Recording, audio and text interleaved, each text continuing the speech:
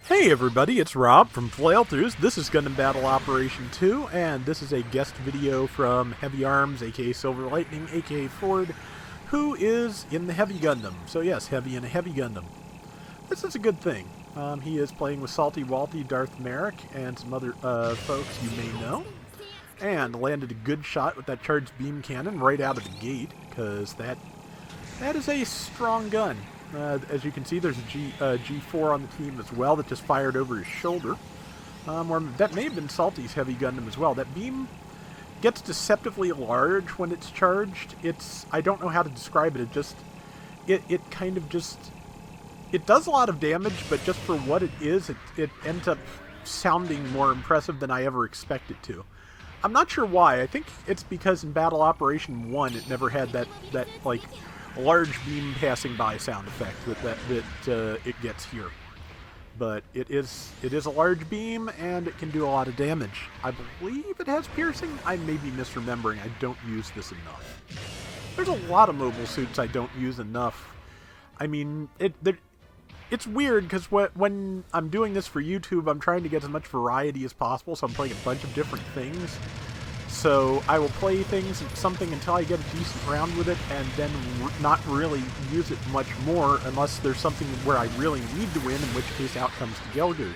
So it's a weird way to play. It means that except for the Gelgoog, I feel like I never really master much of anything. Heavy, on the other hand.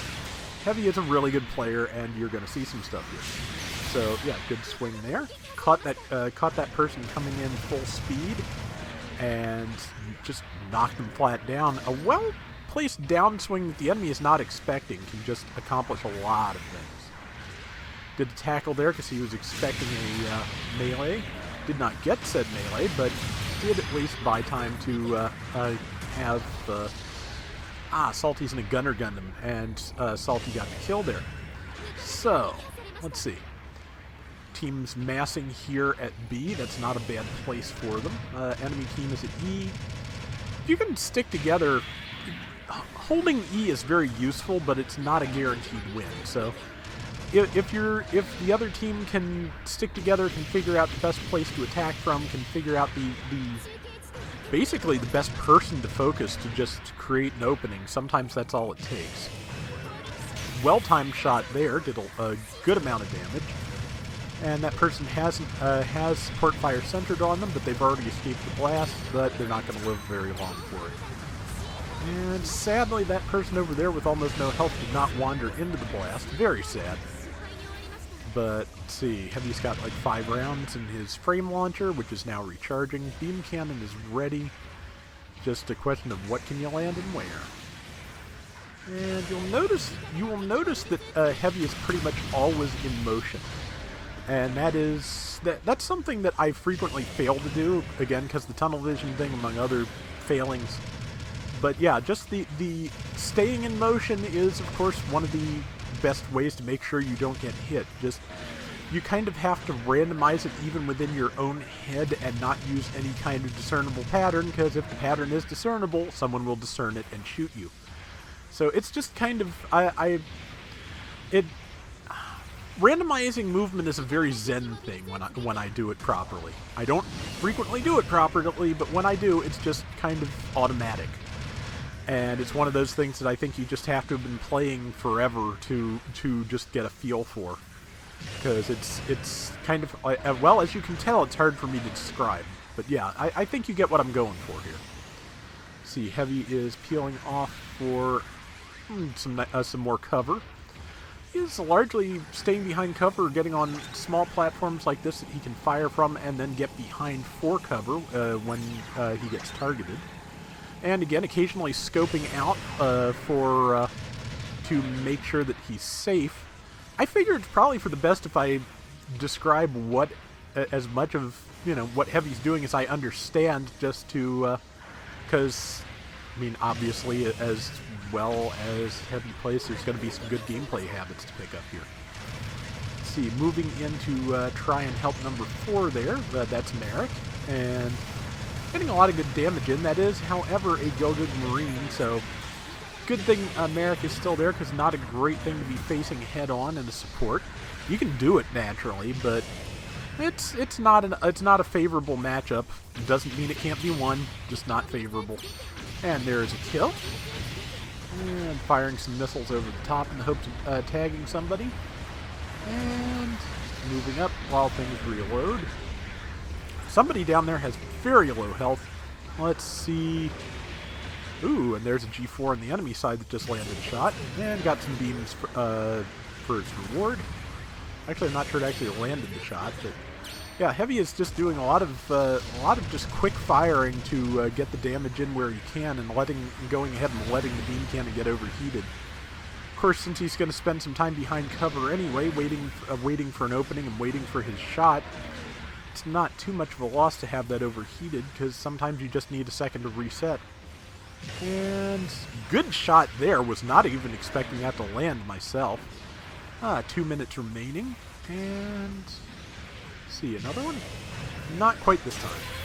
They did manage to tag him just barely, but it is something. 3,200 health left, which, you know, tough number, but again, survivable if you're careful.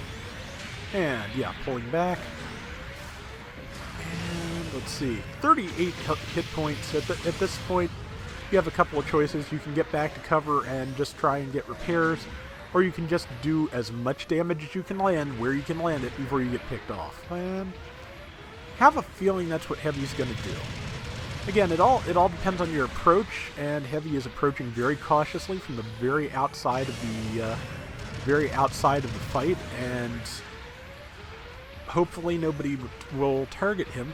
So far they aren't. They're targeting people in front of him, which is good, basically good teamwork. And his team is making sure that the enemy doesn't focus him, and he is delivering damage where he can.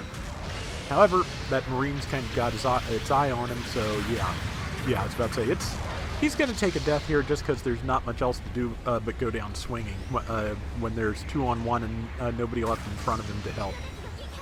But that just, it happens eventually, especially if you're a successful support, because if you're a successful support and good at landing shots and avoiding damage, eventually the people in front of you are going to take those hits, and you're going to just have to watch out for yourself for a little bit.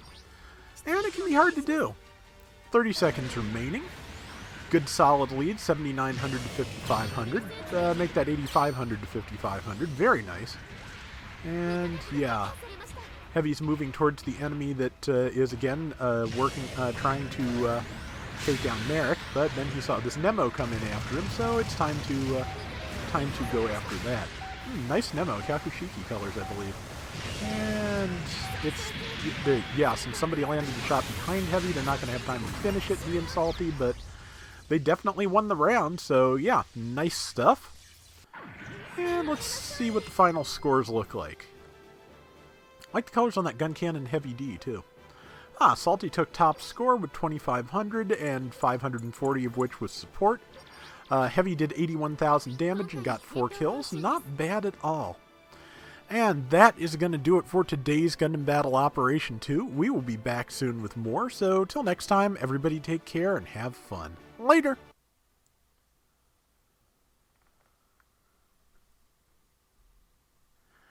It's probably started already, but the Guntank 2 is back from the first game, and I'm really kind of interested to see what that's going to look like this time around.